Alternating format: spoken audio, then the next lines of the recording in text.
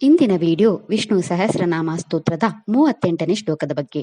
ಈ ವಿಡಿಯೋದಲ್ಲಿ ವಿಷ್ಣು ಸಹಸ್ರನಾಮದ 38ನೇ ಶ್ಲೋಕದ ಅರ್ಥವನ್ನು ತಿಳಿದುಕೊಳ್ಳೋಣ ಮತ್ತು ಈ ಶ್ಲೋಕವನ್ನು ಪಠಿಸುವುದರಿಂದಾಗುವ ಪ್ರಯೋಜನಗಳನ್ನು ಸಹ ನಾವು ತಿಳಿದುಕೊಳ್ಳೋಣ. ವಿಷ್ಣು ಸಹಸ್ರನಾಮದ 38ನೇ ಶ್ಲೋಕವು ಹೀಗಿದೆ. ಪದ್ಮನಾಭೋರವಿಂದಕ್ಷ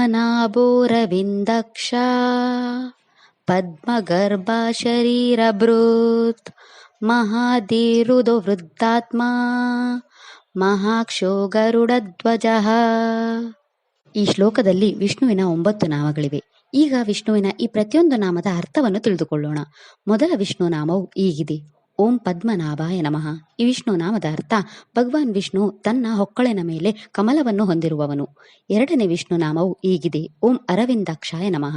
ಈ ವಿಷ್ಣು ನಾಮದ ಅರ್ಥ ಭಗವಾನ್ ವಿಷ್ಣು ಸುಂದರವಾದ ಕಮಲದ ಕಣ್ಣುಗಳನ್ನು ಹೊಂದಿರುವವನು. ಮೂರನೇ ವಿಷ್ಣು ನಾಮವು ಹೀಗಿದೆ. ಓಂ ಪದ್ಮಗರ್ಭಾಯ ನಮಃ.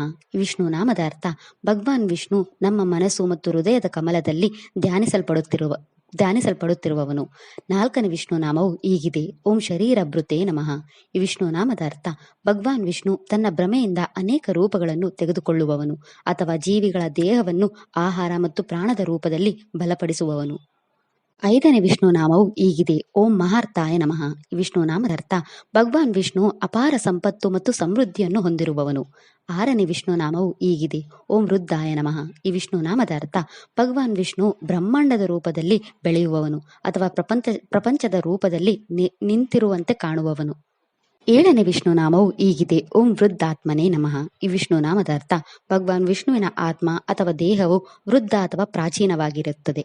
ಎಂಟನೇ ವಿಷ್ಣು ನಾಮವು ಹೀಗಿದೆ. ಓಂ ಮಹಾಕ್ಷಾಯ ನಮಃ. ಈ ವಿಷ್ಣು ನಾಮದ ಅರ್ಥ ಭಗವಾನ್ ವಿಷ್ಣು ದೊಡ್ಡ ಕಣ್ಣುಗಳನ್ನು ಹೊಂದಿರುವವನು ಅಥವಾ ಹಲವು ಅದ್ಭುತ ಕಣ್ಣುಗಳನ್ನು ಹೊಂದಿರುವವನು. ಒಂಬತ್ತನೇ ವಿಷ್ಣು ನಾಮವು ಹೀಗಿದೆ. ಓಂ ಗರುಡ ಧ್ವಜಾಯ ನಮಃ. ಈ ವಿಷ್ಣು ನಾಮದ ಅರ್ಥ ಭಗವಾನ್ ವಿಷ್ಣು ತನ್ನ ಧ್ವಜದ ಮೇಲೆ ಗರುಡನನ್ನು ಹೊಂದಿರುವವನು. ವಿಷ್ಣು ಸಹಸ್ರನಾಮದ ಈ 38ನೇ ಶ್ಲೋಕವು ವಿಷ್ಣುವು ತನ್ನ ನಾಭಿಯ ಮೇಲೆ ಕಮಲವನ್ನು ಹೊಂದಿರುವವನು ಮತ್ತು ಕಮಲದಂತ ಕಣ್ಣುಗಳನ್ನು ಹೊಂದಿರುವವನು.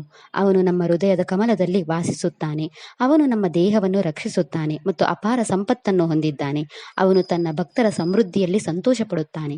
ಅವನು ಜ್ಞಾನ ಮತ್ತು ಆನಂದದ ಸಾಕಾರ. ಅವನ ವಾಹನವು ಗರುಡನಾಗಿದ್ದು ಅವನ ಧ್ವಜದ ಮೇಲೆ ಗರುಡ ಚಿಹ್ನೆಯನ್ನು ಇದೆ ಎಂದು ಈ ಶ್ಲೋಕ ಹೇಳುತ್ತದೆ. ಈ ಶ್ಲೋಕವನ್ನು ಪಠಿಸುವುದರಿಂದ ನಮ್ಮ ದೇಹದ ರಕ್ಷಣೆ ಪಡೆಯಲು ಸಹಾಯವಾಗುತ್ತದೆ.